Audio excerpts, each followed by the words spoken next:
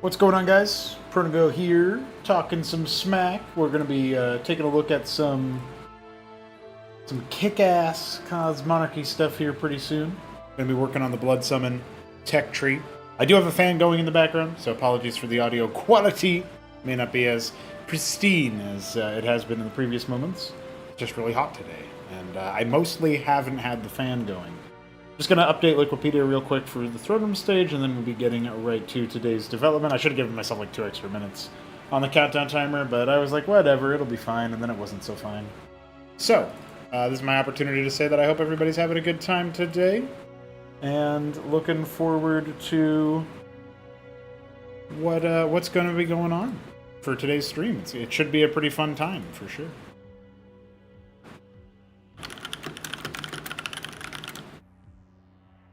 Just gonna take a quick look at, yeah, it looks like maybe that was all I needed to do, so we're gonna go ahead and take a look at it. Implement the cerebellum, and it's just the exposed overmind. Yeah, I mean, I guess we're not using that particular structure just yet.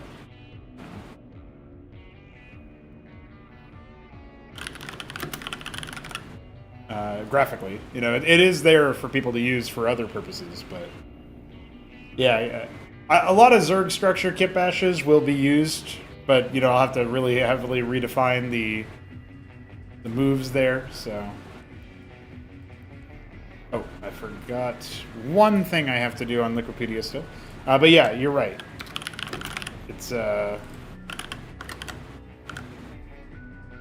It's surprisingly easy to actually make them hopefully distinct enough that you don't really look at them. And I think one way to do it would be to take graphics that have been used for the special structures, like the Overmind and the Cerebrit and stuff, and then use those as predominant pieces. Because if you do it that way, then odds are you'll be fine, because who's going to be paying attention? Like, who's going to think about, like, oh, you're doing this is a Zerg structure. You know what I mean? It's a kit bash using a special structure that doesn't appear in the melee game. So it's way less likely to trip people up, I think. Unless they're, like, avid campaign players or whatever, but that's alright. It's a placeholder. It'll be fine.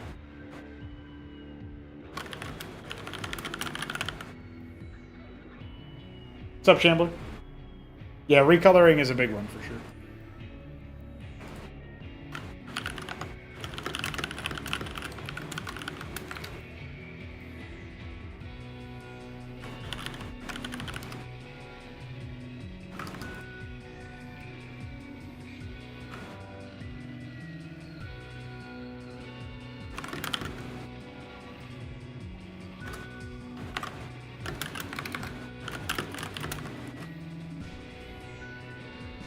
More Lore Dragon. I did see that he played a game against, played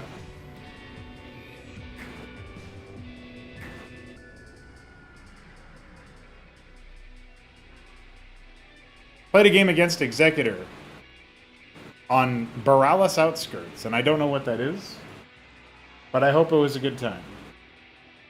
He's very cute. Shit, man, I forgot all about the cute. I would tell him something, and he thought cute was like good, so he would say cute. It's really good. And he does like to face off against Lord Dragon, so that is faux shizzle, my nizzle. What are we doing next?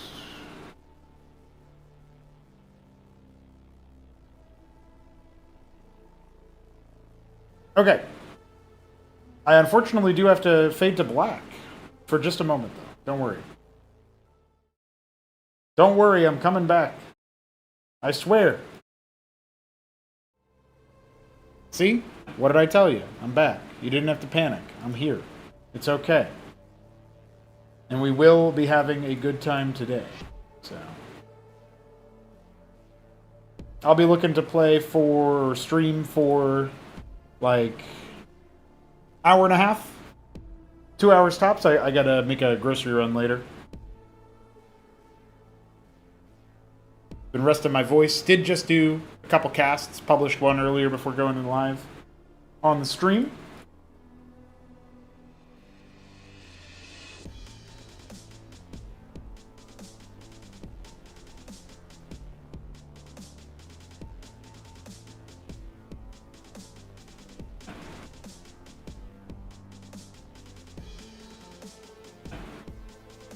I have a red door and I want to paint it brown. It's true. What's up, Alexander? We got our match times for this weekend. July 25th, and, well, the 26th is a little bit more questionable because we don't actually know who's going to make it into that grand final yet. It's going to be a banger, though, guys. I mean, just this bracket alone has been a real hoot. Looks like I forgot to mark this as 3-1 in favor of Vicky. I thought I did do that, though. Apparently not. Oh, apparently I forgot over here, too. God damn it. Well, you guys get to see me edit this part.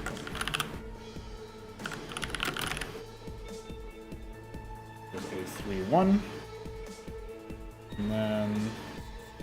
Oh no, the other one that I was worried about was not correct, right? Yeah. Bloodsummon before GTA 6 confirmed, dude. Confirmed. So, this is how far we got yesterday on the stream breaks between the various playoffs matches, tournament matches that we had.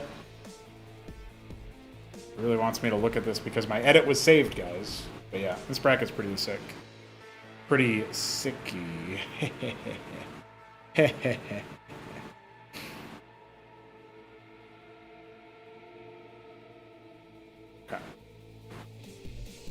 Yeah, the Bloodsummon are coming along pretty nicely. We've got ourselves set up for their structures. Where it says add-on, it's not an add-on. It's actually an upgrade. You upgrade the structure.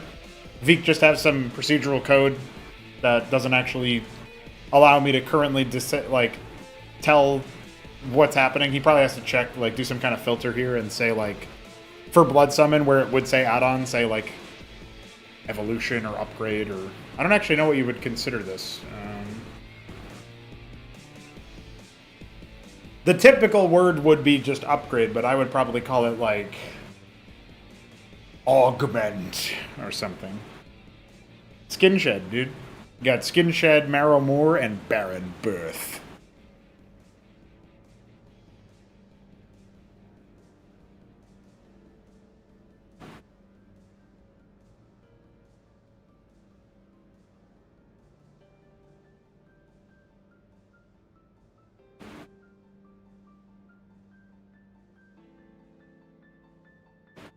Yeah, they won't all be alliterative, but that one was really fun to do.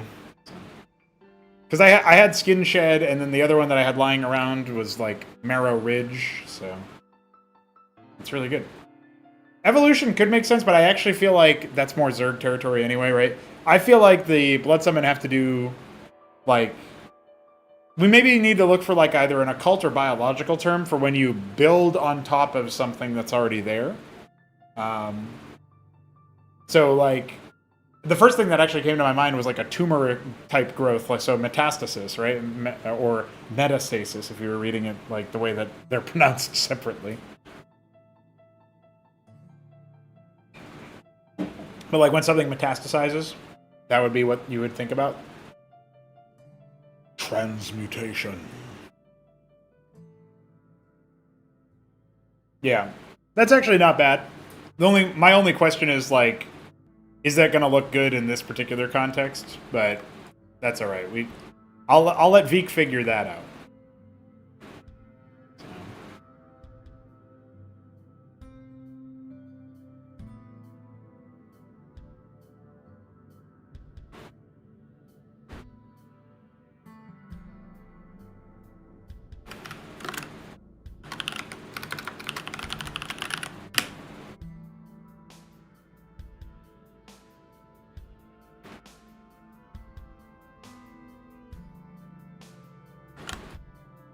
Okay, so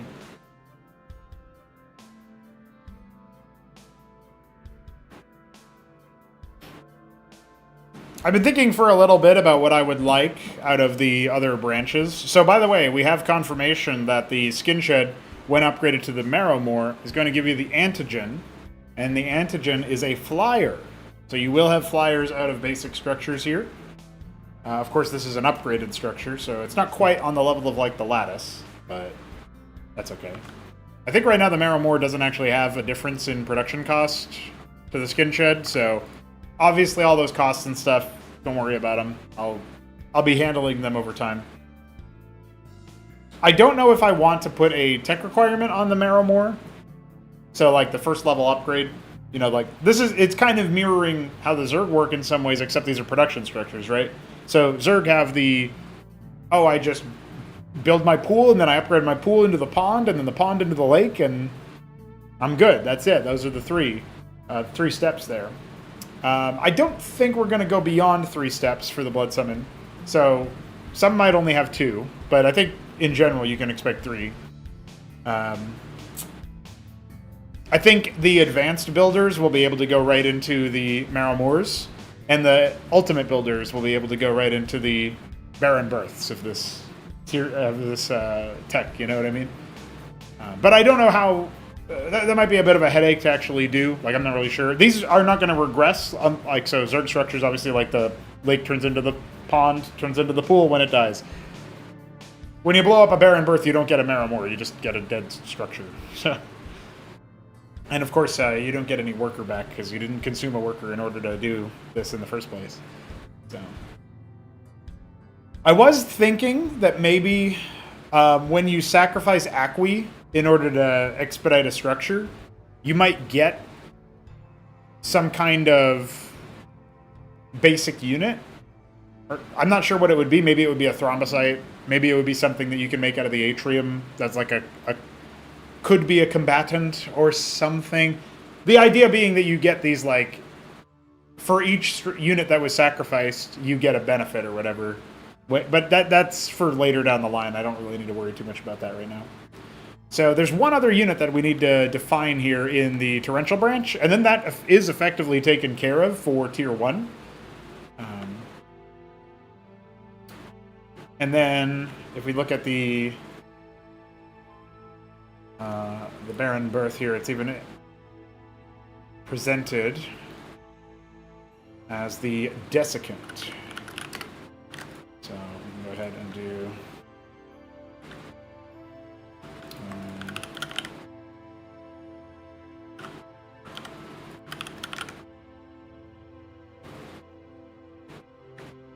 so if we do this here.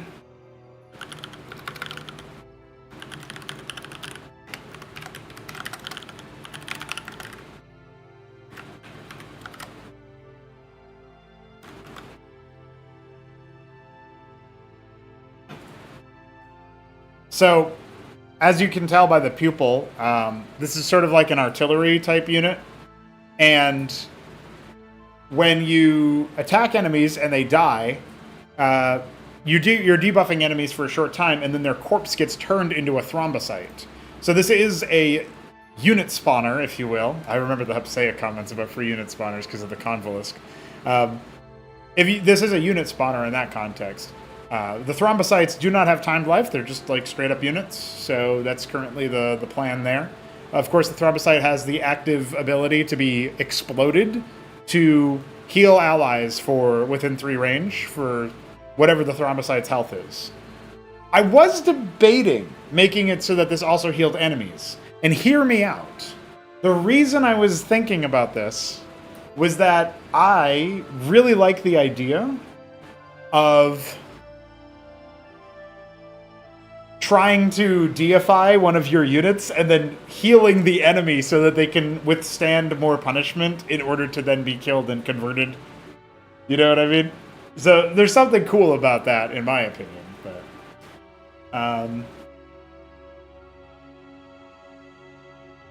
so yeah. I may make it so that the thrombocyte, when it dies, gives you a light heal no matter what, as like a general passive. Like maybe as an add-on to the Bloody Burst active ability, it will stipulate that this occurs, like on death, the thrombocyte gives you, or whatever. I don't know exactly, but I don't know. I'm thinking about that. Hey, Adam.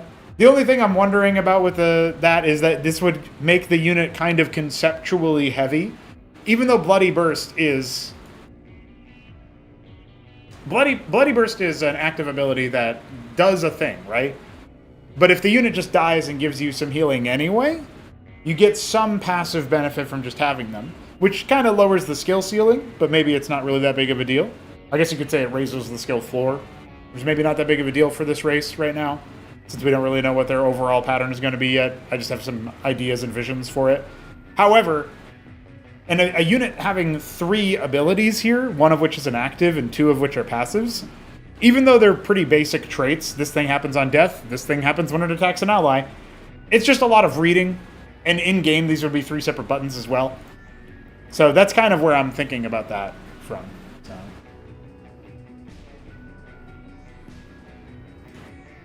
Hey, what's up, Draco? Draco? Is it Draco?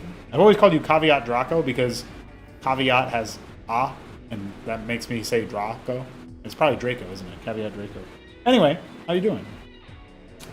Yeah, the only thing that I was thinking about with regards to the healing enemies thing, the only reason it was attractive to me was purely thematics. So, like, imagine the aura of a dude, like maybe this will be a later tier unit. Imagine the aura of Bloodsummon being like, I'm going to heal you so you feed me better. That's very thematically appropriate for the Bloodsummon. That is something that they would do. Canonically. Maybe the burst could be agnostic to who is present. Well, the idea that I had basically was that it will heal everybody in the area. So I wasn't specifically saying it'll heal enemies. I was saying it would heal anybody, and enemies would be included in that. But it only healing allies, I think, is fine. So. Anyway. The Desiccan is only made at the Barrow Birth.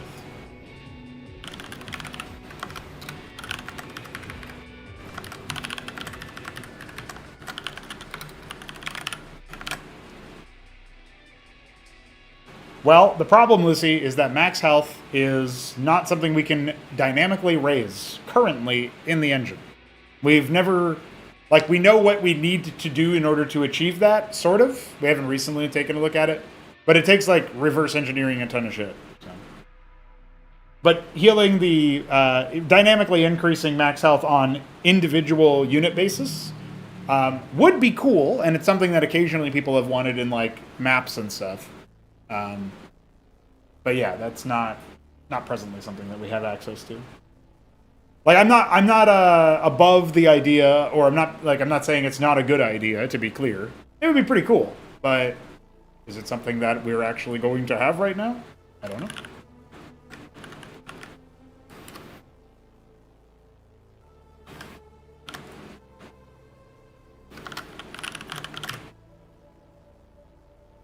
No, it's actually not a problem computationally. It's just we don't have source code for Starcraft, so we have to reverse engineer everything in this.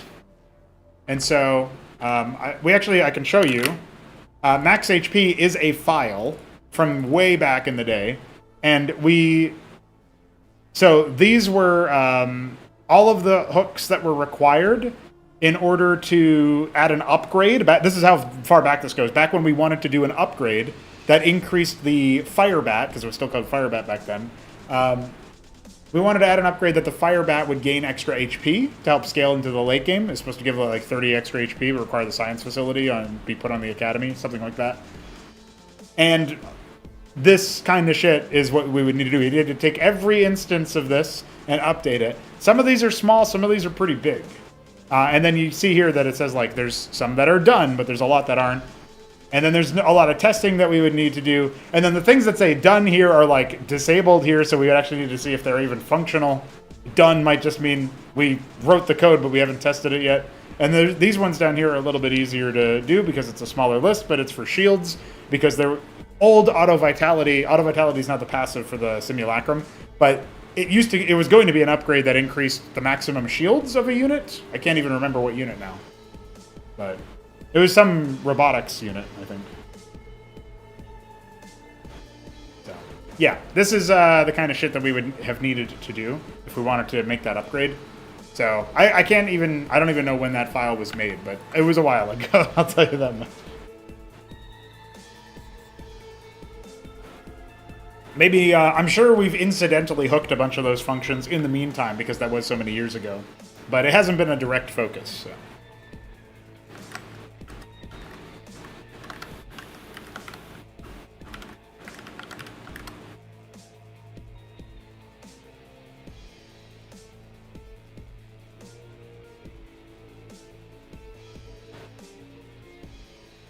I kind of also like the idea.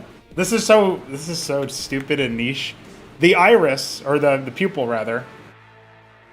I like the idea that when it attacks, while attacking, it's a detector, but when not attacking, it isn't. I don't know. That's so stupidly specific.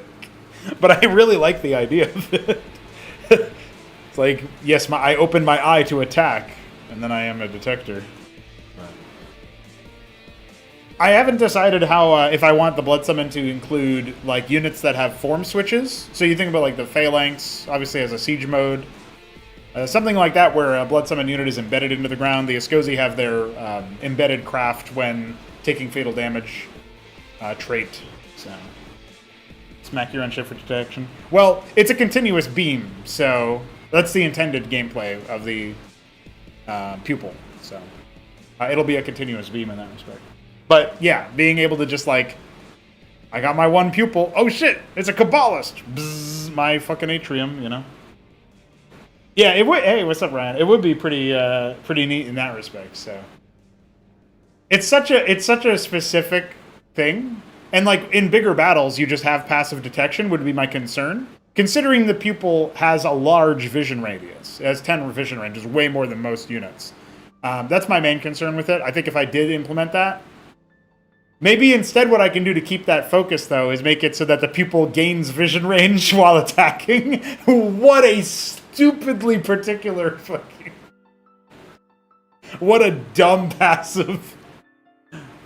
While attacking, I see farther. But that's cool, though. I like that.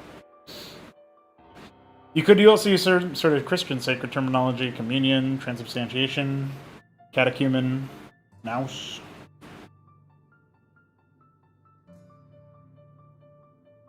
Catechumen can be a low-level occult unit. Yeah, it could be. Is the pupil ground or air? The pupil is a ground unit. Knowledge is half the battle, the other half is extreme violence. Fuck yeah. Nous. Nous is pronounced. It's not nous like the if you put an E on the end of that word. You got nous, kid.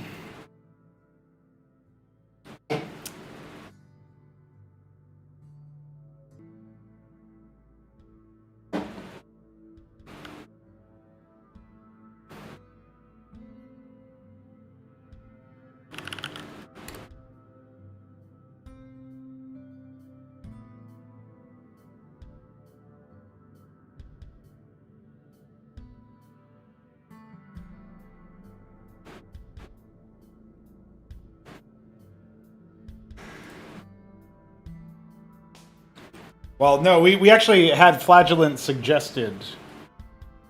But as Alexander rightfully pointed out, and basically what I was trying to say, that do you think the Bloodsummon are at all repentant? Not really. Temporary sight while attacking mechanic could definitely encourage better microaggression of scouting. Well, I also like the idea that, like, I could see some genuine uses of the pupil passive that I'm pitching, which is you attack your own unit that can handle the attack for whatever reason. You attack an expendable unit or a tanky unit, and it just, like, over time it ramps up the vision, right, to a pretty high radius. So you attack something, even a neutral object on the map or something like that, and then it lets you see into the enemy base.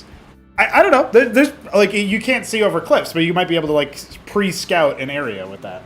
So I like that. It's pretty good.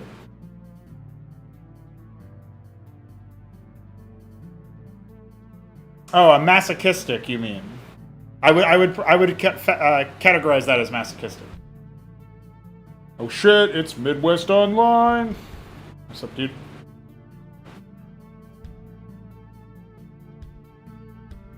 Make its detection mode its siege like the Shaman does. Instead of healing, you grant some bonus armor. Yeah. Bloodsummon are way less about, like, buffing each other, I think. The healing through death is, like, a cool, like, oh, we made this sacrificial thing, you know what I mean? So Cannibalization mechanic is very fitting for them. Yeah, that's true. Siege unit with Degen Aura would be a decent idea. Damage over time, and then adds regen to allies.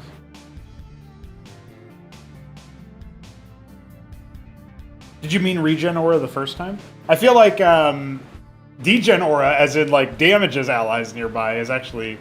I think Bloodsummon will have units that like sap the strength from their allies for themselves.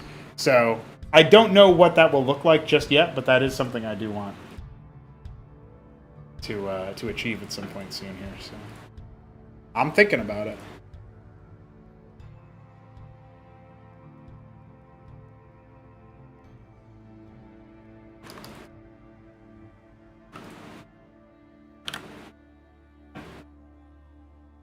Oh, I see. Stealing stuff from, yeah. Well, I could see a world where, like, you have something that's almost, you could have a very slow-moving artillery unit that would be something like a Cantor, Phalanx, some comparable to that, right? An analog to that of some kind. And then whatever damage it deals is released as healing around it. So it doesn't directly heal itself. But this kind of, like, blood battery would basically be, like, ritualistically implying pain to the enemy, and then, you know. Or maybe every time it shoots, it damages itself, but heals allies around it. So you can sublimate that. You can kind of, like, put a couple of them next to each other, and they'll kind of feed off of each other, but they'll always be damaging themselves a little bit. And if they're isolated, because you went for a timing, then you're probably going to damage yourself a little bit more, right? But I like that idea, like damaging itself to heal others. I also like the inverse of like sapping strength from allies or whatever, so I like that kind of thing. Meat wagon.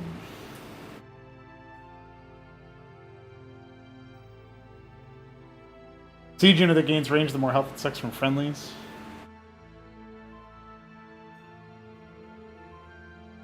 I kind of like the idea of gaining damage, but that is potentially quite powerful. But I guess what I would say is I like the idea of... So, Warlord's Battlecry, this is a shout, catapults and trolls could pick up sheep. I think catapults could pick up cows, trolls could pick up sheep, and they could throw them as temporary ammunition to deal bonus damage. So what I'm getting at is... I'm not actually saying that I'm going to piggyback the Cathrostalor mechanic from the Zerg, but I do like the idea of like stealing, like sacrificing a unit, and that turns into a single bonus attack, basically, like extra powerful attack. And maybe it is based on the unit that you sacrificed, or maybe it isn't. But yeah, Battlecry is pretty good. Zerg Defiler sneaking in the chat, right?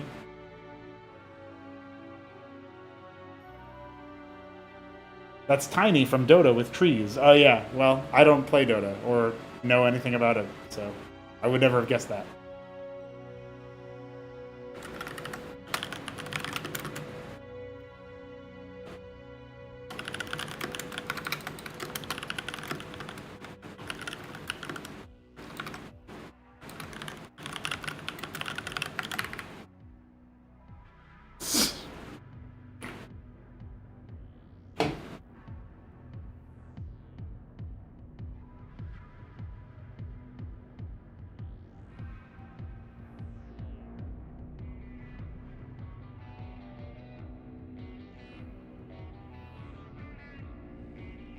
So for the Desiccant, I know what I want generally. I want a unit that's going to be pretty hard to beat. As far as the Cornerstone is concerned, it will definitely be using... Or actually, this isn't really how you do it, right?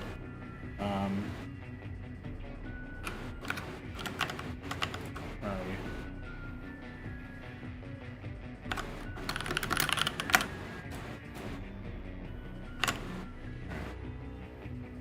Yeah, it's not gonna like me until I add the weaponry and stuff, so I'll take care of that in a moment here.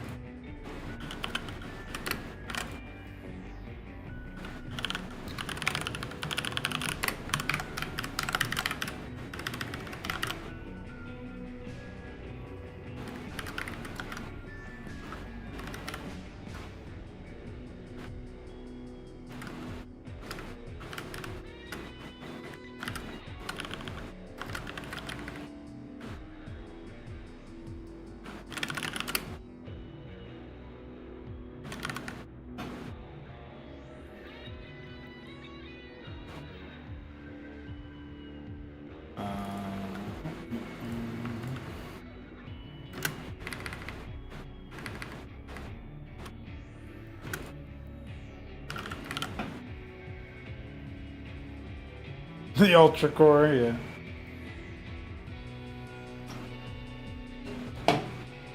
Yeah, the Ultra Core eats corpses in order to do it, though, so...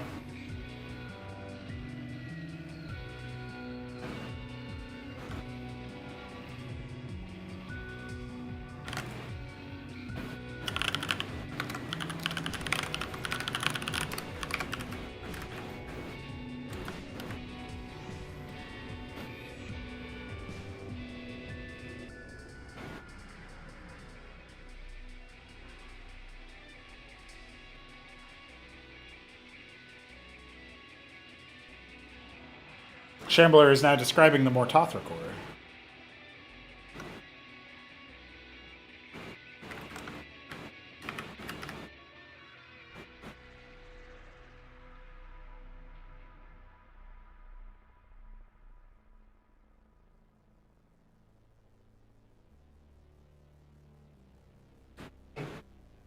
Right, yeah. Basically what Draco said is correct. Something that has an active ability that literally just, like, invokes a unit as its munition. Maybe it, like, creates a link with the target unit, and then each shot damages that unit, but increases the damage dealt. And so you get more ammo from a higher value target, right? A higher HP target. That's a pretty elegant way to handle it, I think.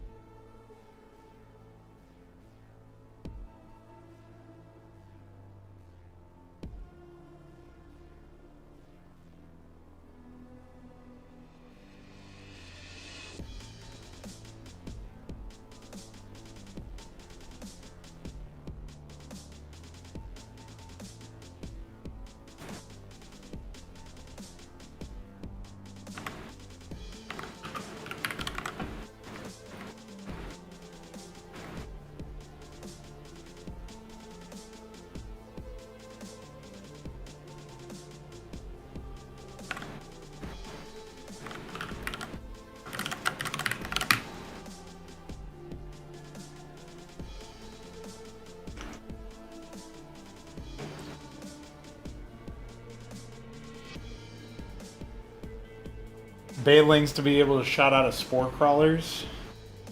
Interesting.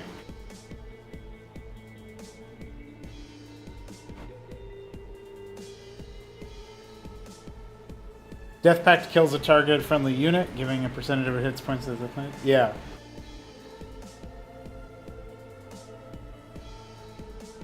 Yeah, straight up sacrificing. So, like, if you guys ever check out Armies of Exego, they have this.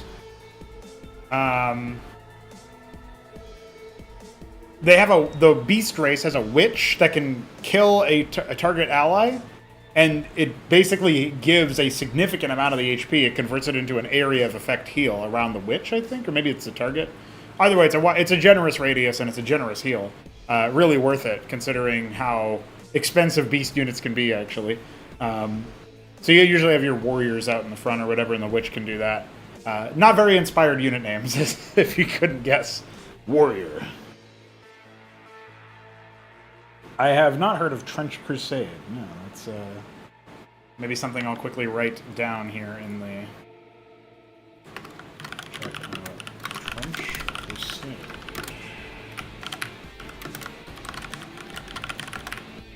See what that says. Okay.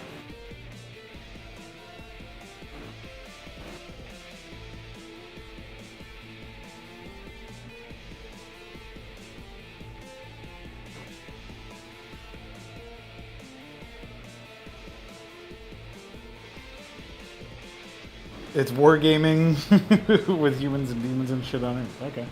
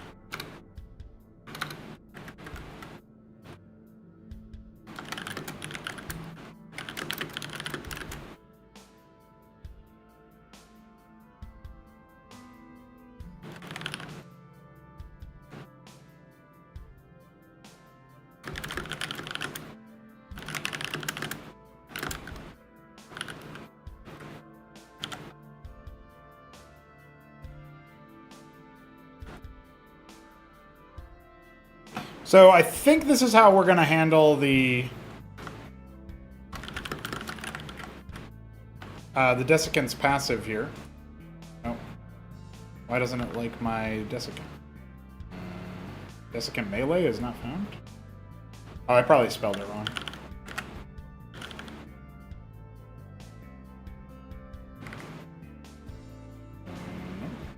I did not, in fact, spell it wrong. Oh, it doesn't have a name. That would be why.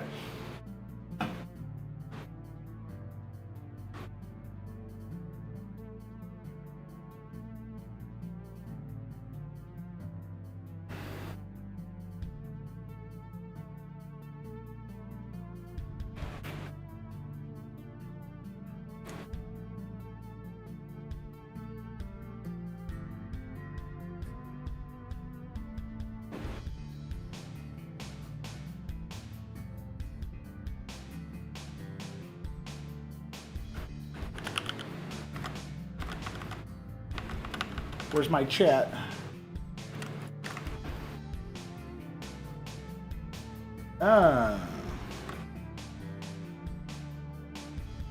Blood-sucking worm. Okay.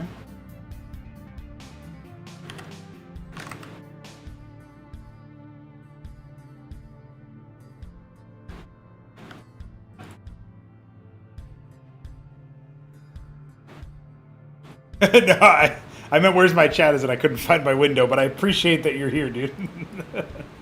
That's pretty awesome.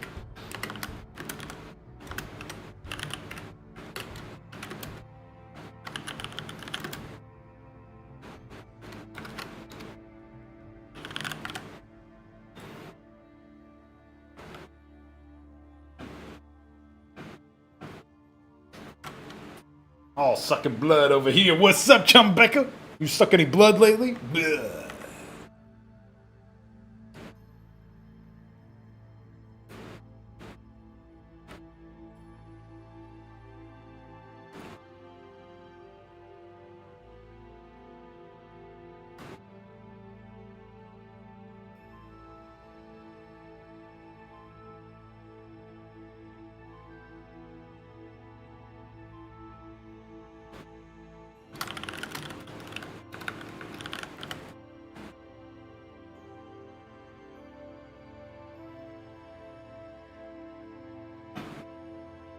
The demon race needs at least one unit that alludes to bronze.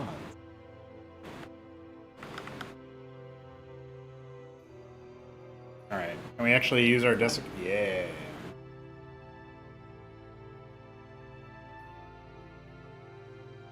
So, maybe what we'll do here is we'll actually make this a factor of 2. The damage is fine for this tier of unit, I think. Every time the desiccant takes damage, they will be allowed to leap into the front line. It'll take a second to channel, and it will heal them for 10 life. And they will only be able to do it if their target is is further than is around 3 range from them. So there's like a minimum range that they can't just leap right in front of them. That would really cut their DPS in half for one, but. That little channel time is going to allow a little bit of counterplay. It also puts an internal cooldown on the ability. For obvious reasons, that's going to be important. Mostly so it doesn't just perpetually heal itself. But I think this will work. It's a little out there. It's not the most straightforward.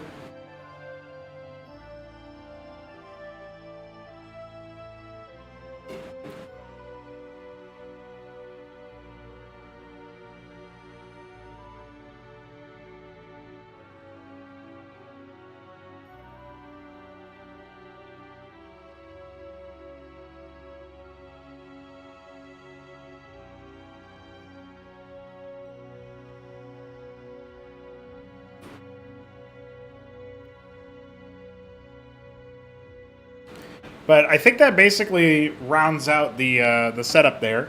The Bloodsummon have the Thrombocyte as a short-range unit, Macrophage as a mid-range unit. The Antigen is currently it's listed as a short-range. I think both the Thrombocyte and the Antigen will both be technically melee, but the projectiles they release will travel that much range. Not entirely sure about it yet. The pupil, of course, being the longest range unit, and then you get this beefy frontliner at the end. I'm also debating whether or not the structure should have some kind of benefit. Like, one thought I had was that when you build the marrow more, you can train thrombocytes and macrophages faster. So you cut down on the time cost of those units when you're upgraded. And when you build the marrow birth, of course, that would mean that you train everything in the previous sort of categorization faster, and then you just get the desiccant as like an extra unit on top.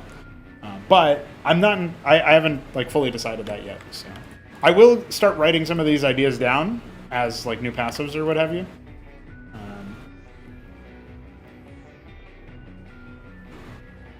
We'll say this will be an example of it, right?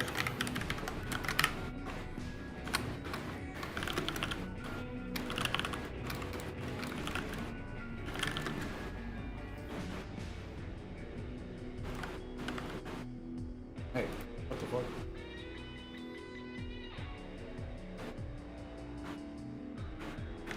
Apparently I need to give them a name or it just errors out on me.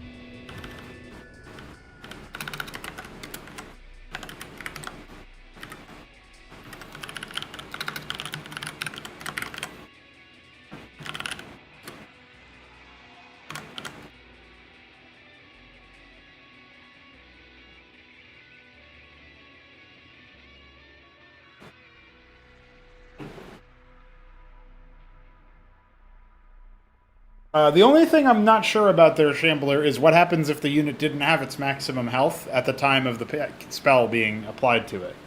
Like, if the unit was at 10 HP, but it has 1,000, as just an extreme example.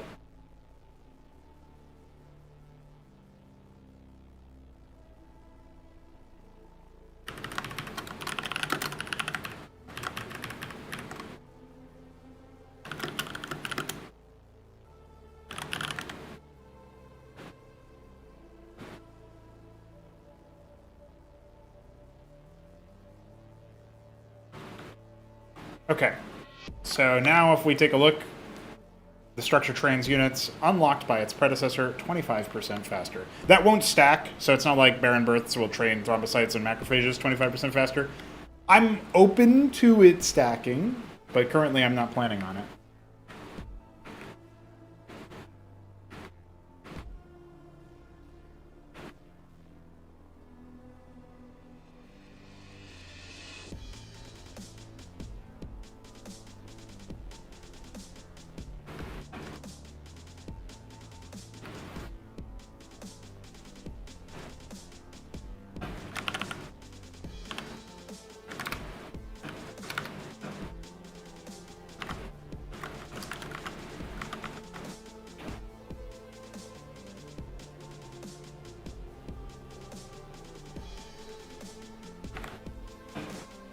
Well, it's less about a variable amount of stat. It's more like if the condition for it dying and then damaging everything is it reaching 0 HP, you could cast that on a unit that has 1 HP and immediately get the benefit.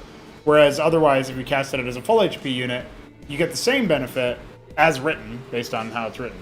You get the same benefit, but it takes way longer to decay. So I was just pointing out that like that would be really hard for I think anyone to handle.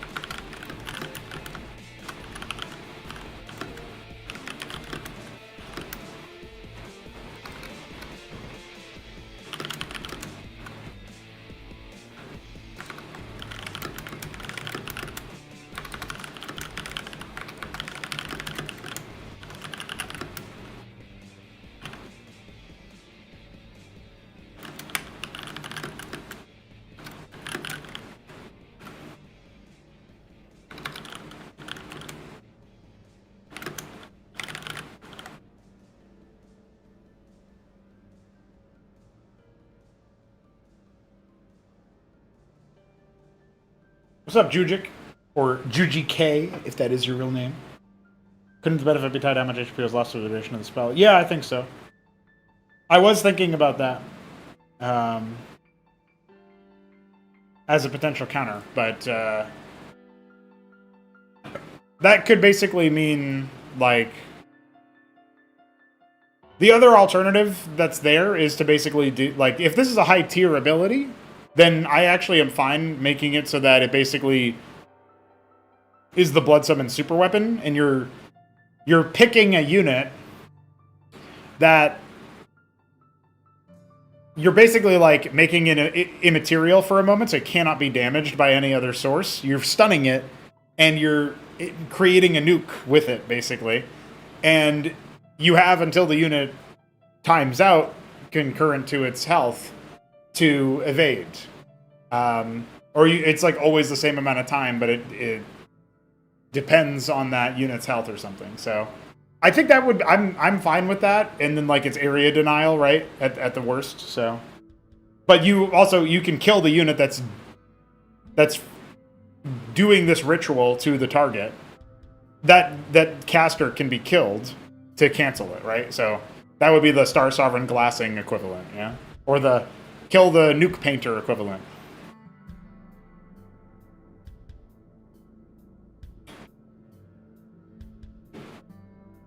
Hello, Felipe de Souza. I actually don't know anything about Undying Fury or In the Admiral's Service. To be honest, I don't really... I do know about Armageddon Onslaught. I've played it. I don't really... I definitely don't associate the Bloodsummon with Armageddon. I don't really know its origins. I've played his ARPG build a while ago, and it didn't really go into, like, the origins of Armageddon. I think that might have been, like, way later in his setting or something. You'd probably have to talk to, like, Roller Skates or somebody who's a lot more familiar with the nuts and bolts of what Mesk's work is. But no, I wouldn't say Bloodsummon are that comparable. Everybody tells me they're much more similar to, like, 40k Chaos. If I was worried about, like, people drawing comparisons, I would think about, like, Doom. Like, that's the FPS that had you fighting demons as on Mars. That's pretty sci-fi demon, and predates everything that anybody has made otherwise, I think. Obviously, there exists demonic sci-fi from way before that, but in terms of video games, like, my first thought is Doom. A lot of other people's first thought is 40k Chaos. So I think those are the big ones. There's probably maybe there's like one other thing that I'm missing that other people would always go to. You are the first person to ever bring up Armageddon Onslaught and the other mods, so maybe that tells you how common it is. I feel like StarCraft clones have done demons in sci-fi, and that was also before Armageddon Onslaught. I can't say whether or not it predates the other stuff, but probably that's like Convergent Evolution, and they didn't play each other's content, you know? So.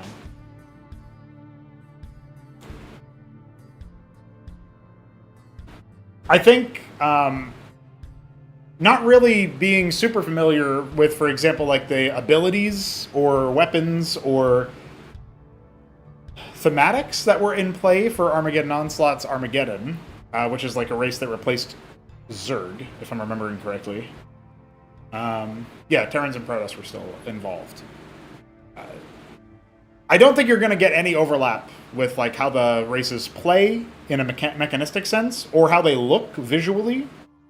So at that point, if you're just pointing at the fact that demons exist in sci-fi, there's so many other games you got to look at. You know what I mean? You got to take umbrage with a lot of other products then. Yeah. Maybe the specific argument is that, like, in StarCraft 1 mods, nobody else has done demons in sci-fi. But then you're talking about a different thing, right? So. Apotheosis. Yeah, I like that. Yeah, I said Doom is my first thought, and then everybody else says 40k with demons and stuff, so... Well, if we wanted it to be area denial, the stasis effect, as you're describing it, Draco, of like freezing the unit, and then eventually releasing the... Oh, I guess actually that could be it. Maybe what would happen is the unit is frozen, and what you're really doing is you're creating a channel from the caster to a target, and it has to be an allied unit.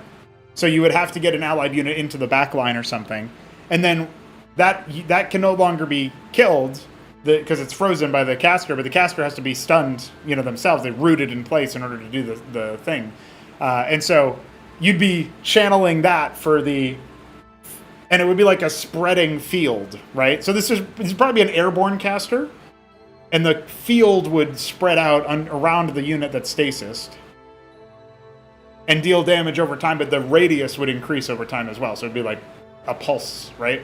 That would be dealing damage, and maybe the damage would also increase over time in power. It would start out as like small damage or whatever.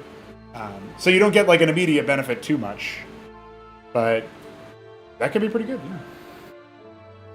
Closest thing to a demon I got to like was really Hellraiser's Leviathan, a demon so rejecting of organic things, it's literally a floating diamond. I don't know. Oh, are you talking about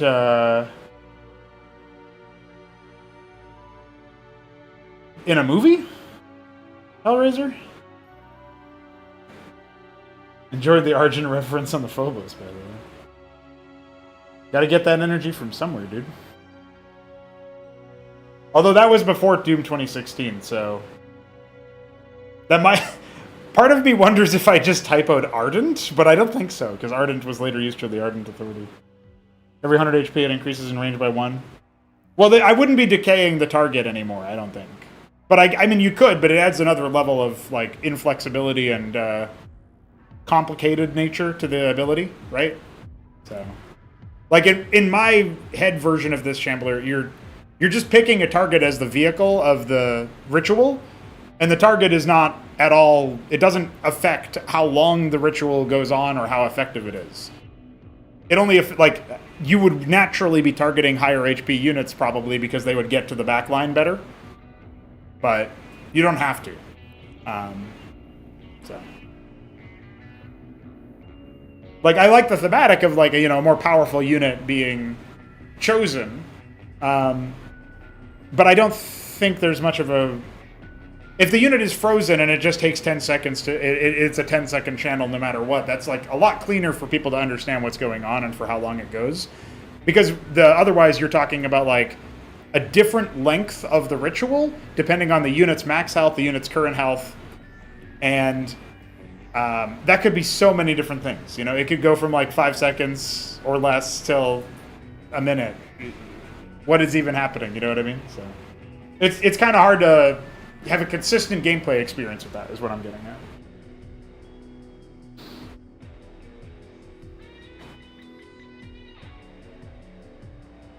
But anyway, I do have the Hyridine. I'll figure out the pronunciation of that later. But I do have this passive or this active ability written out, so I don't forget that one. That's not the one I was going to write down when I said I'm going to start writing down these concepts, though. So I really actually don't know what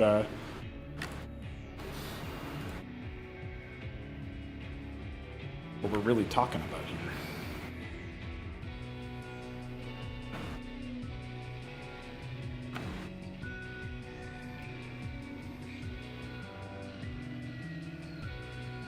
What was I even looking at?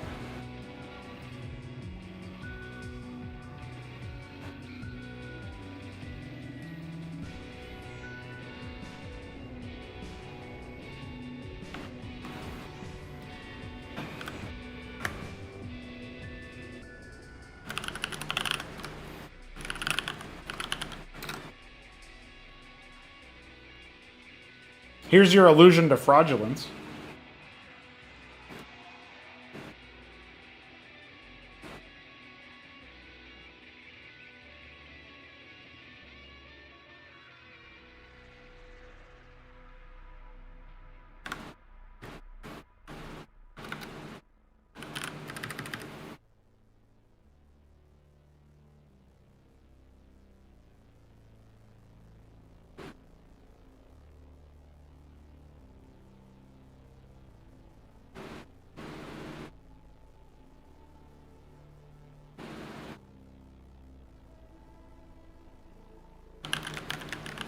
Am I really wild enough to call this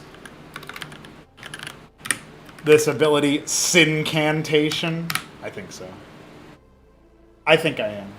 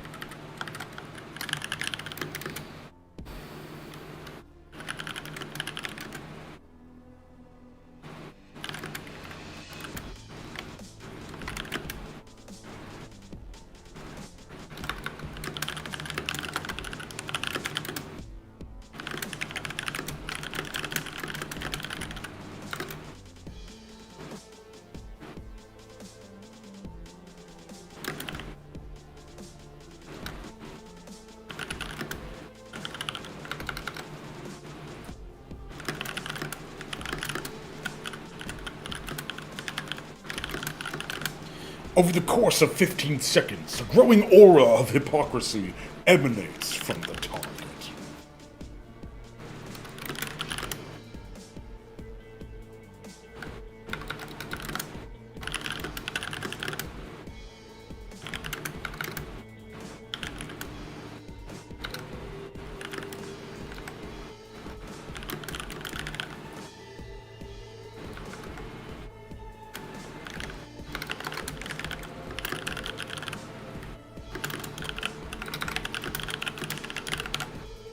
Hostiles within the aura deal 50% damage to themselves with every attack.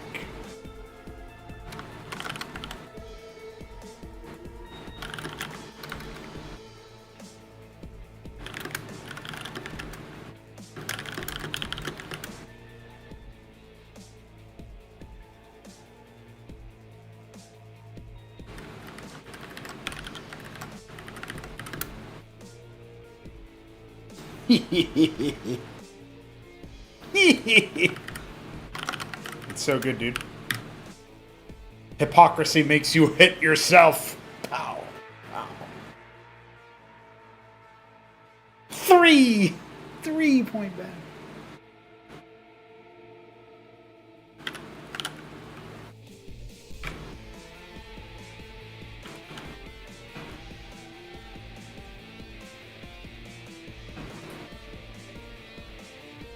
Spider-Man meme. Yeah. I don't know. I kind of like that a lot. So that's my that's how I decided to do that.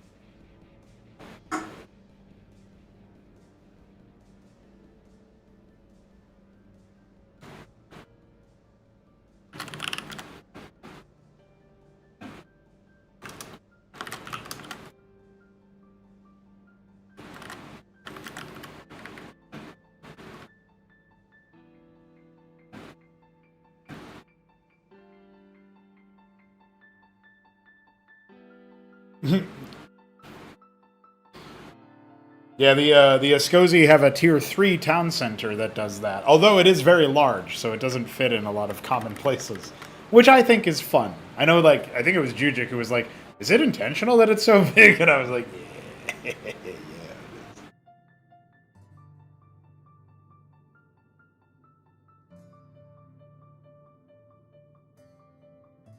One thing that could be kind of neat is if the Bloodsummon could resurrect one of the concepts that I had a while ago, which is being able to make town outposts. So, like, you think of the treasury, it doesn't make workers directly. But now imagine you have smaller structures, like watchdog-sized structures, 2x2, and you can make, like, return resources to them. And you'd still have to place them within a walking distance of the resources, right? There's a minimum distance enforced, but still, pretty cool.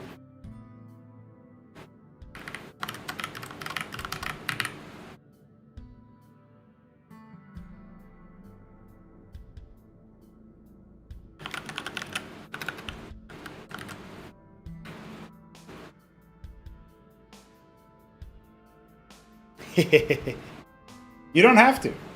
You can move it further away and it auto mines. Just build a landlock. It's fine. The Escozi will be fine. They will be alright. Alright, so we know that the... however you pronounce that. It's gonna be totally fine. Demony Spires. Oh yeah, I do like the idea that they're that all of their structures have this transmutation element to them, where if you think about it,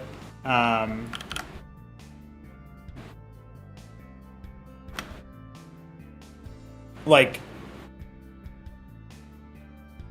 the Marrowmore having the ability to, like, obviously the Skin Shed upgrades into the Marrowmore, right? And then that turns into the Barren Birth. And so something like that, but for the defensive tower, like the antibody turns into something else, I think it'd be pretty good. So.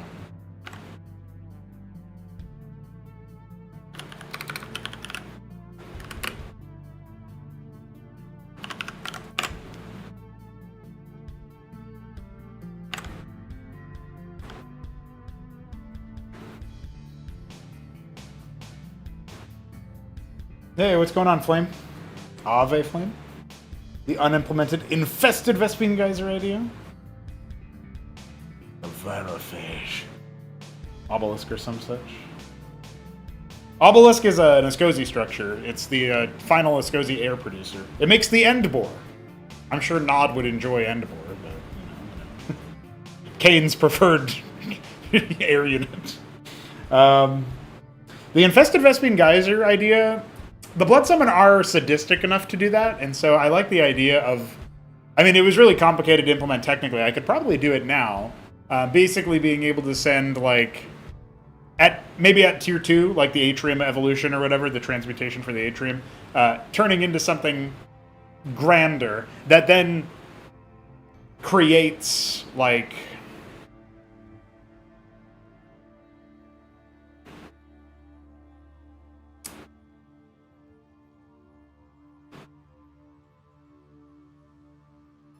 I like the idea of it creating, what do you call it?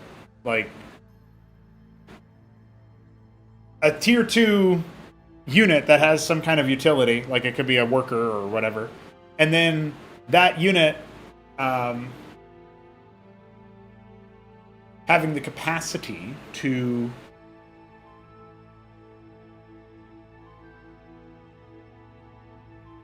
garrison any neutral structure, including resources, or something like that. I don't know how we would... Like, we'd have to do a lot of fakery, I think, in order to make it work. I could probably implement it technically, but, like, what would happen is my question. Does it just give you vision? Is it revealed when you are... Like, are you cloaked on top of the mineral field or geyser? That's probably what you're doing, right? So that when you have the, like, detection, you can see it and kill it. And then...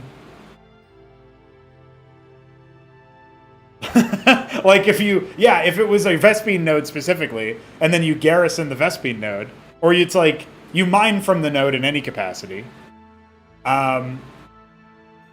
you're just, like, your workers are just, like, slowly... they become some kind of, like... They have some kind of debuff to them, right? And then you rock up with units, and then you kill them, and then they spawn units on death. Something like that, probably. So it sets up for, like, a really cool raid. I think that would be what we would say about that. So, like, I don't have, like, the right fancy name for it, but, like...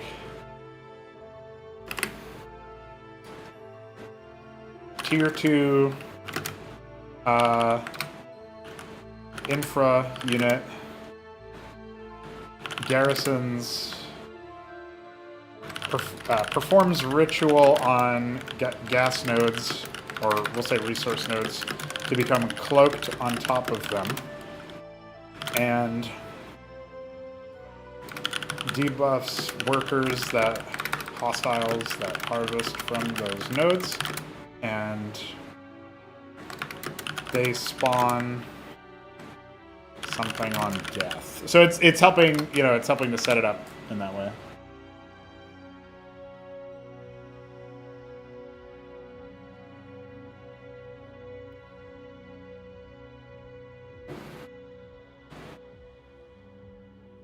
What's up, Night Fox? How you doing? Temporary structures.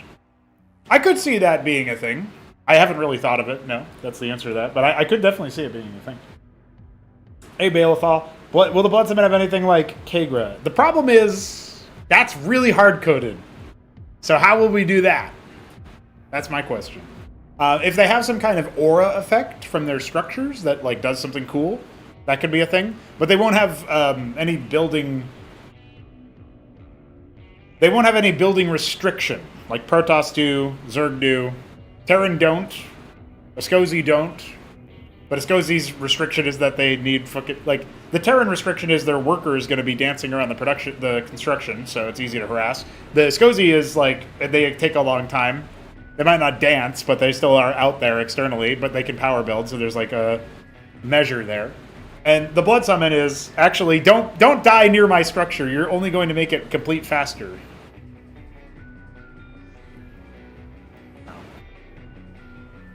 Yeah, it does sound like the Bloodsummon. Bloodsummon unit that makes it hurt when your opponent pees. I'll think about that.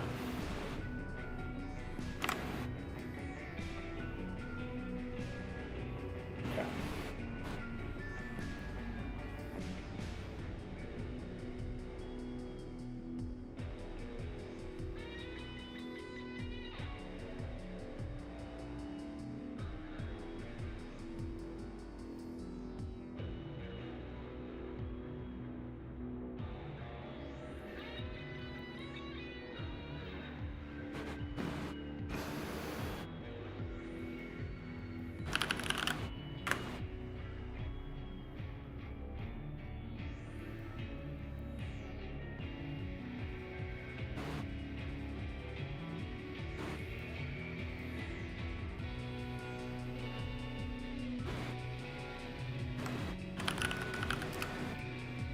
But yes, as Ryan pointed out, Cenotaph is indeed there.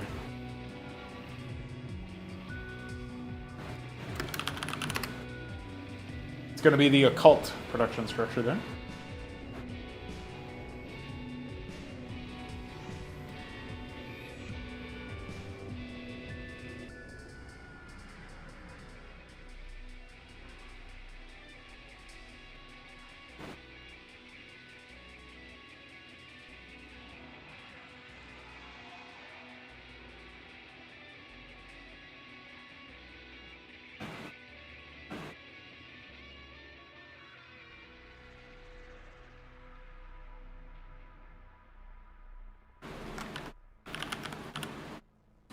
Malignum.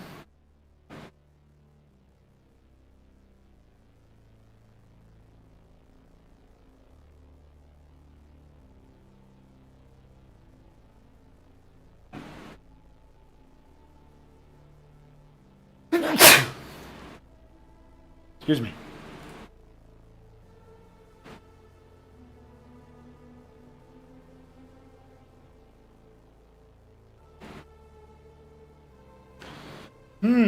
The problem is tracking that and being able to do that. But I will say there was a unit for the Bloodsummon in their initial incarnation that could jump to corpses, and when they did, they would eat them, and then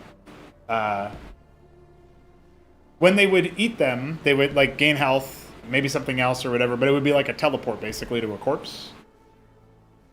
Thank you, Adam. The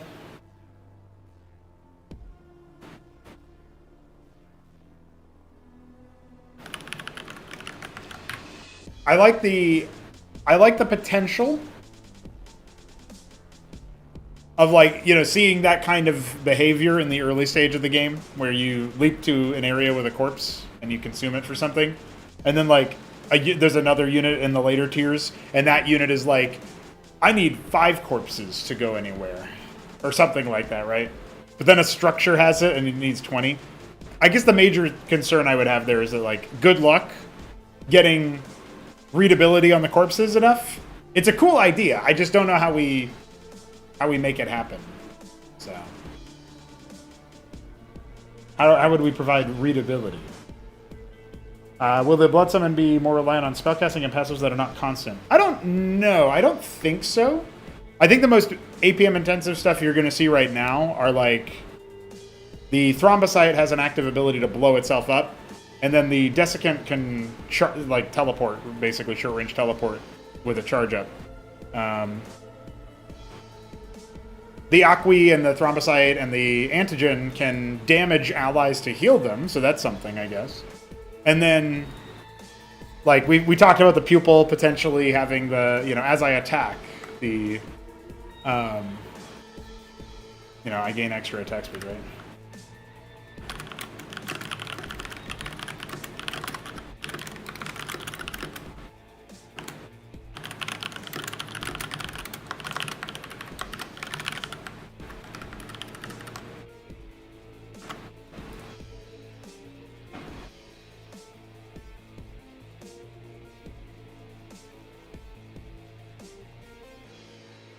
A meat wagon that summons a structure. I kind of like the idea, but I guess that is a little bit more actionable with our current tech stack.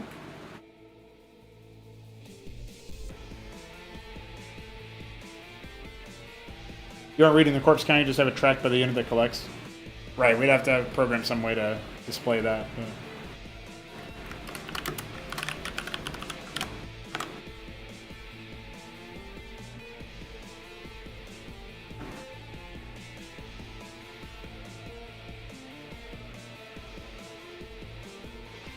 The mystery meat wagon strikes again, boys.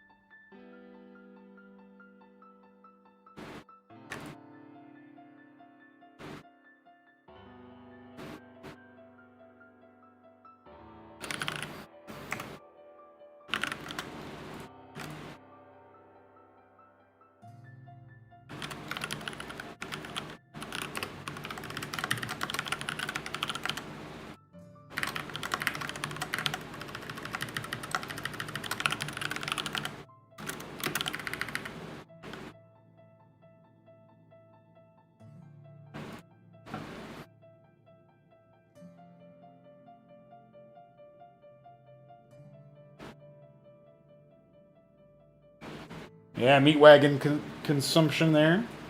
I see that. Each time it attacks, 1 corpse is consumed.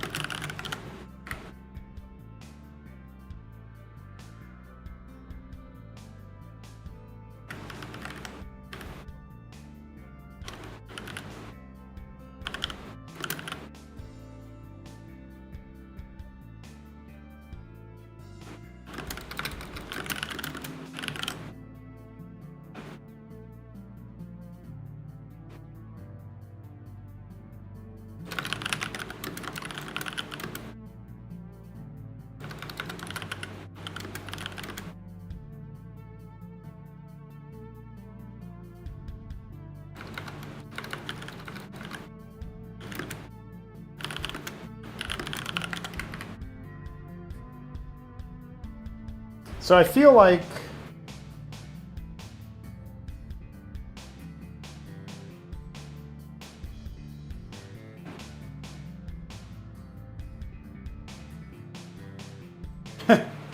interesting. Okay. I got a couple of things pulled up here for my own stuff. Oh yeah, the graveyard that spawns corpses. That definitely could go here pretty nicely, pretty easily actually.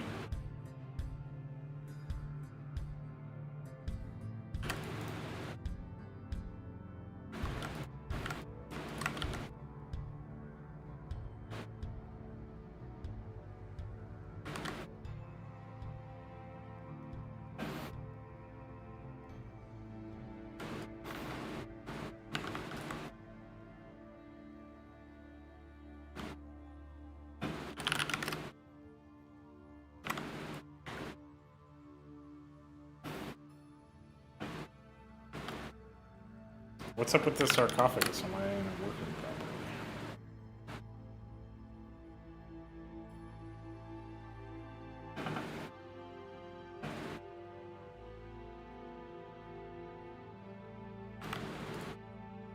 What's the difference between this and the Barren Birth? Anybody know? Created by production.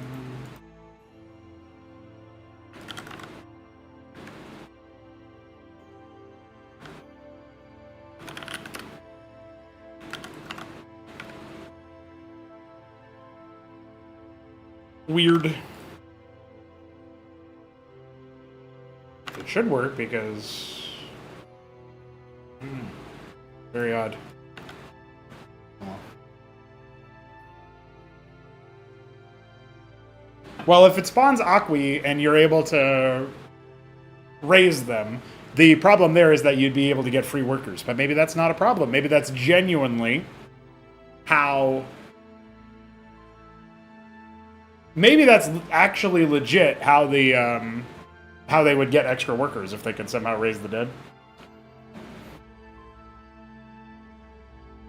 Hey, it's green eggs.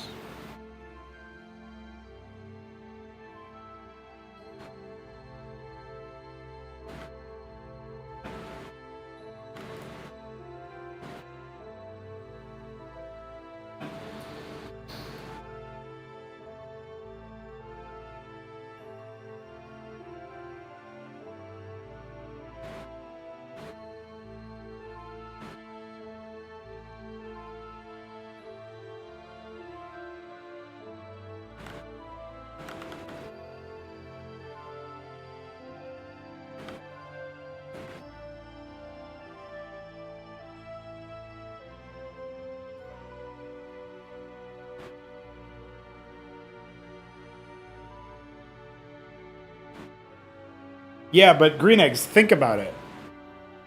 Think about the idea of a neutral gravesite, whatever we end up doing it. I don't know, that's pretty legit. Actually, I've already got a perfect name for it, too.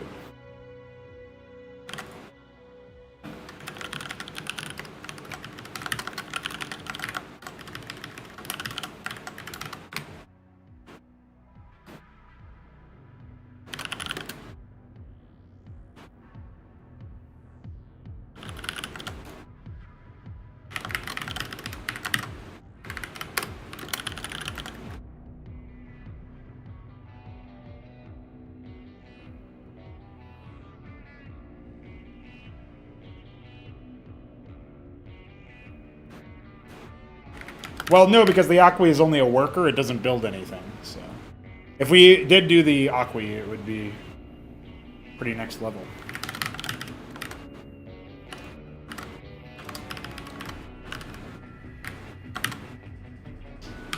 It's pretty good. I think it's pretty legit as an option there.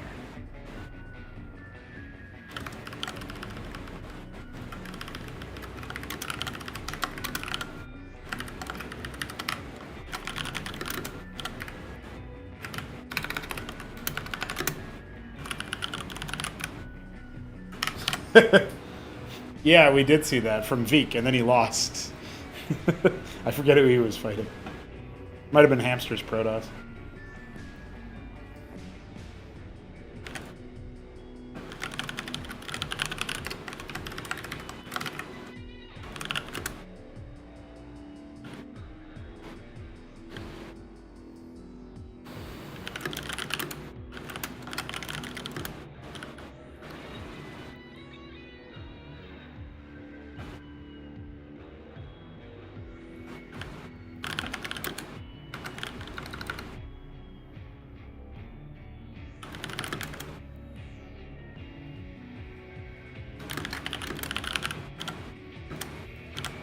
Also, this does mean that you have to also think about how this works.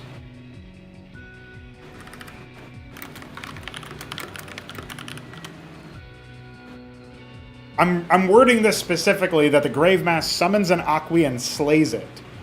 You're creating the corpse, but it will be consumed by nearby construction efforts. So if this is actually like every 15 seconds, right? Then you're every 15 seconds you go, all right, my structures just got a little bit faster. That's actually pretty killer for these guys. That's pretty legit.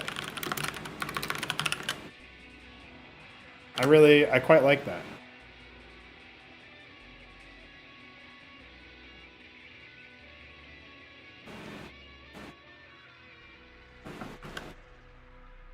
Like, think about what that actually does, you know? There's a lot of interactions there.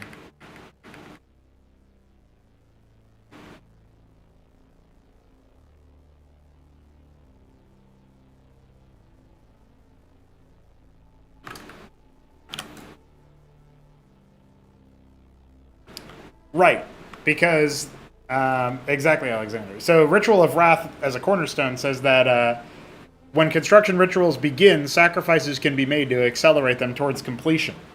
So also anytime that you like witness death and you're like, think about this, the Grave Mass will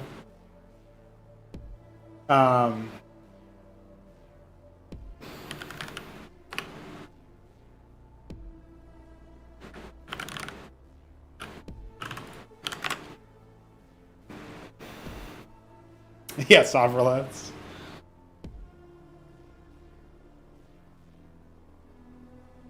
Sovra Cores and Faction Wars. But the Grave Mass will do every 15 seconds. It will create that. So I think that's pretty legit.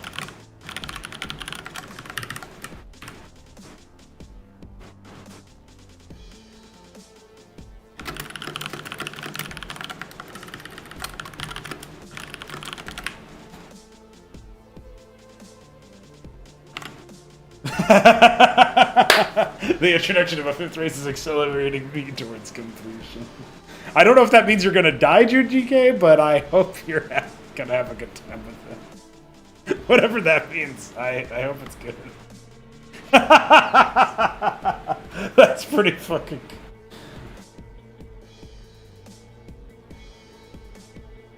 I feel like the amount of time required...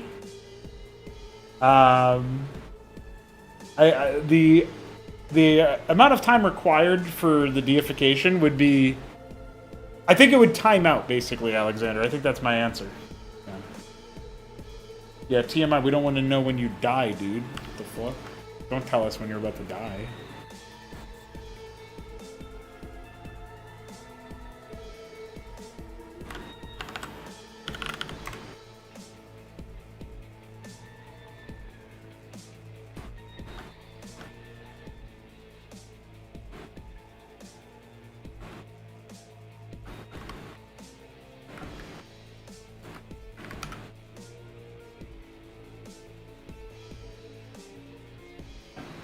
Yeah, Grave Mass. That's what I'm calling them.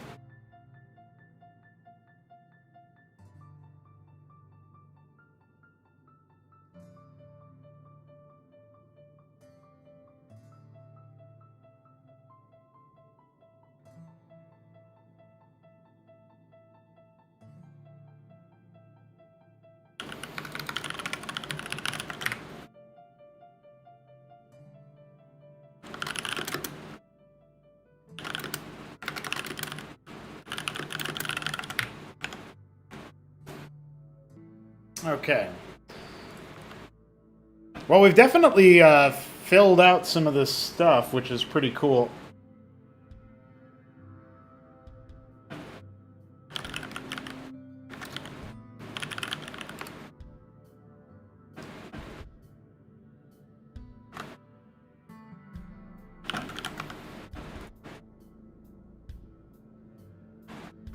We've started on the occult production. We even got a couple stuff down for the Pustulant production as well. Not all of this stuff is really particularly... Actually, we'll probably just call it colony, honestly.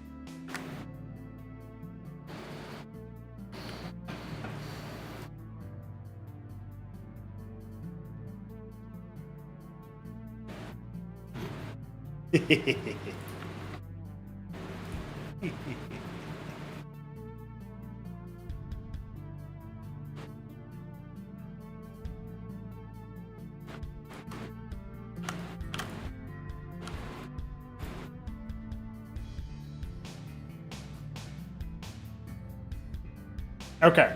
I am going to need to bounce here pretty soon, so I wanted to just do some quick look-see do. As of right now, I've got a couple of ideas that I haven't actually turned into unit cards yet on this, but we are coming along pretty damn nicely. I know that, for example...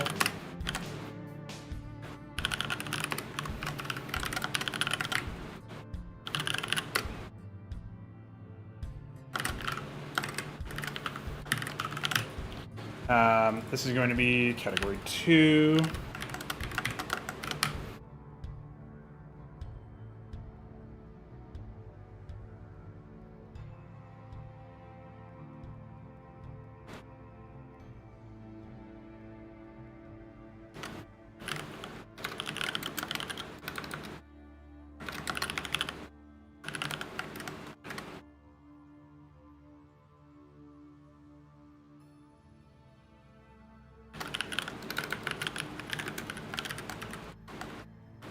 I can't remember if groveling is with 1 L or 2 L's.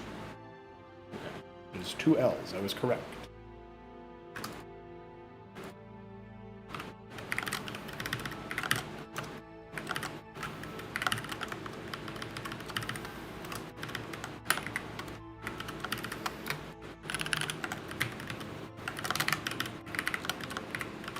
I'm just going to put the colony twice. I'll figure the rest out later.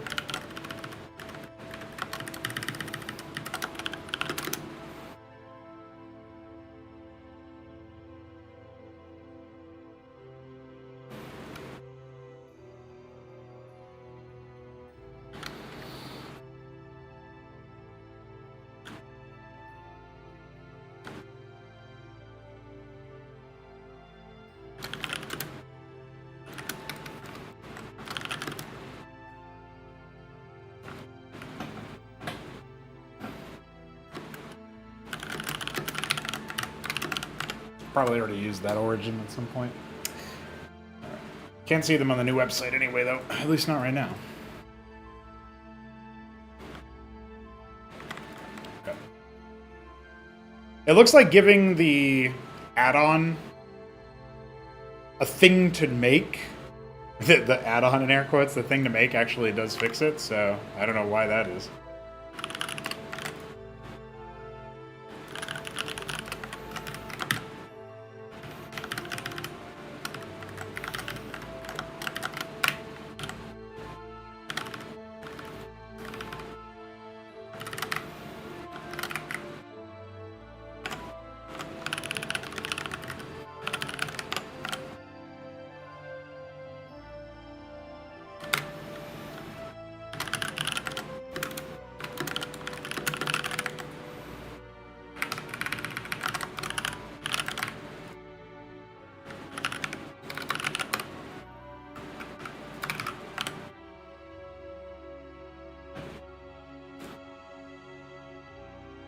Okay. Pretty good.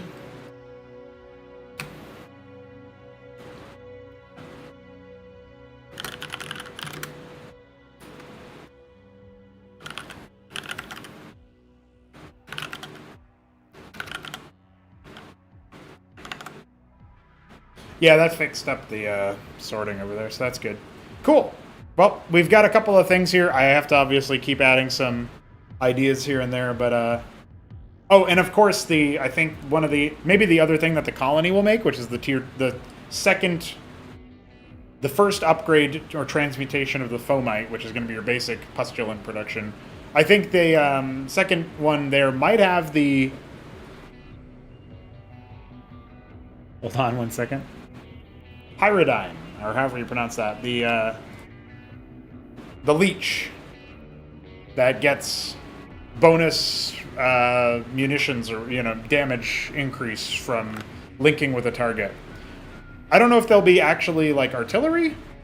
Right now your longest range dude is the pupil, which is 7 range. Maybe it'll be the same, maybe it'll be 8 range. It probably won't be that much more, if it is more. So I don't think like longer range stuff is really going to be available for the Bloodsummon. The Hero Brine. Oh god, I put it in the game. It's over. Removed Hero Brine. Am I going to implement the race with all 3 tiers done, or like up to tier 2? Tier 1 is the target for the end of this year. Implementing, what is it? It's going to be... It'll be 15 units, not counting the infrastructure. So 18... I'm going to plan 1 more infrastructure unit at tier 1. I'm not entirely... Maybe 2, actually. I'm not entirely sure what I'll do there. A large maw or pit that gains max HP and vision range when units die near it or are sacrificed to it. When this unit is damaged, allied units with Eon of Pride passive treat its health pool as their own. Well, I don't know... I see the idea, but I'm not entirely sure how easy that would be to try to communicate. Basically, it's like...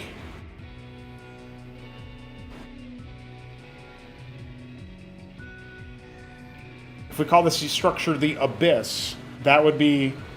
I think that would be fine here.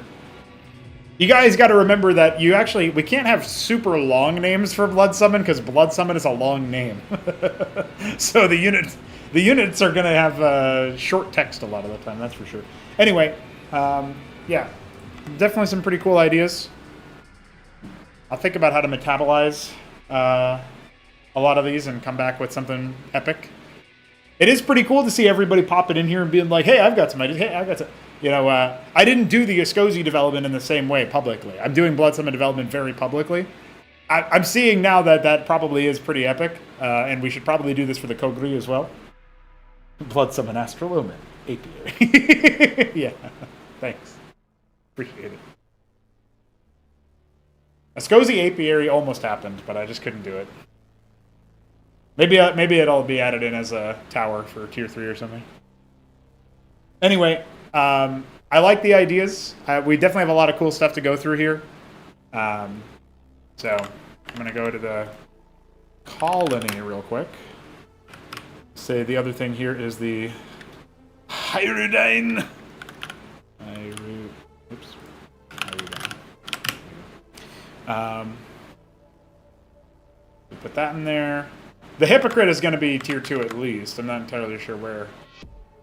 Got the Nihilist, Leper, another air unit. I think the final Pustulant unit will also be an air unit, but I'm not entirely decided yet. So this makes the balance like...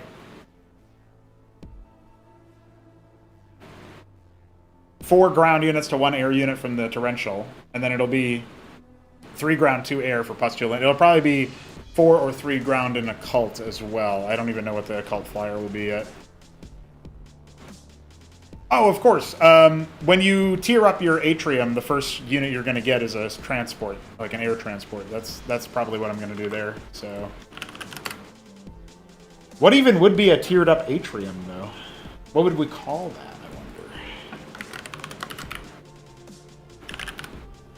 Right now, I'm just going to call it Atrium 2. And we'll fix it up.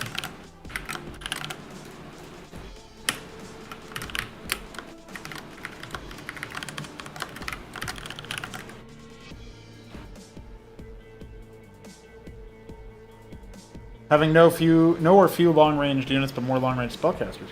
Yeah. I said the race won't have long-ranged units in tier 1. So your longest range is 7 right now, which is the same as the Bactylist. But again, it doesn't bounce, so Bactylist gets like extra range from the bounce attacks sometimes. I thought Oracle was for ears. Yeah, that's an outer point of the ear. Vestibule being a small hall or passage is fine. But,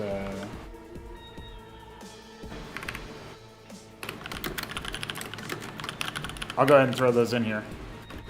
But I do have Ventricle here. It just doesn't sound as cool as Heart. One thing that would be kind of funny... No, we can't do it.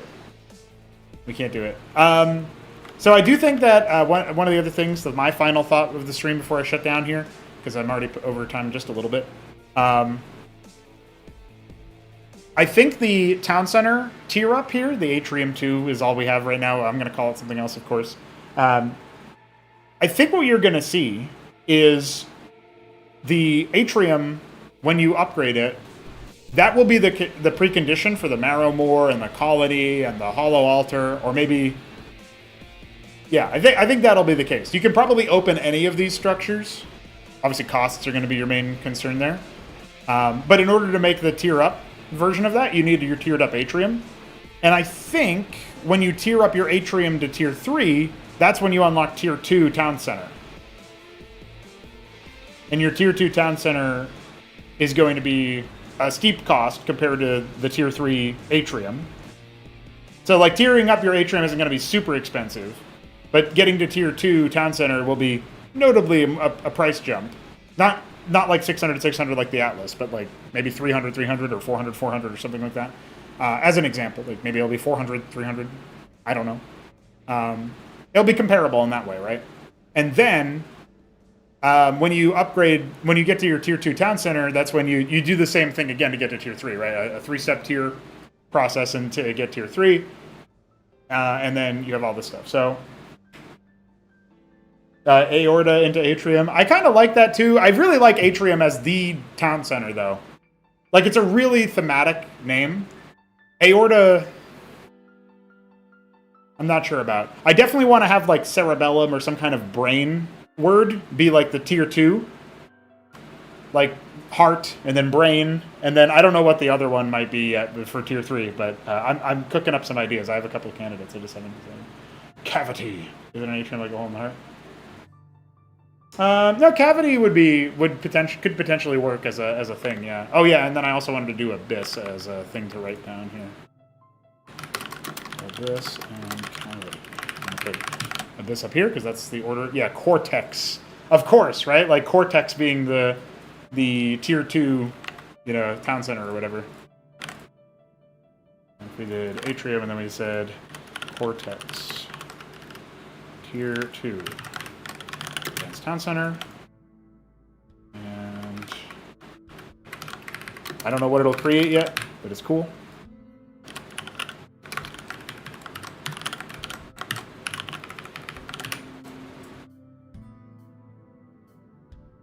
Yeah, I was thinking spirit of some kind, soul or whatever. I just don't know how exactly I'm gonna signify it. Amygdala! Holy shit, dude. That's pretty good. Probably won't be it, but I'll go ahead and put that in there. Fear response. It's part of the brain, so that's why I probably wouldn't do that. But all right, guys, a very successful stream. I will try to be back here. We only stream, if you can believe it, we only stream for under 2 hours, and we did all of that. An hour and 50 minutes. I'll be back. I have some shift work coming up in the next few days, but I will be back this week to get more Bloodsummon work done, and I probably will be doing more than that, like more than 2 hours next time. Maybe not all entirely on Bloodsummon. I don't know. The stream was all about that because I was really excited to just keep on the progress from yesterday. But remember, guys, we got some blood work done today. Bloodsummon work. GG!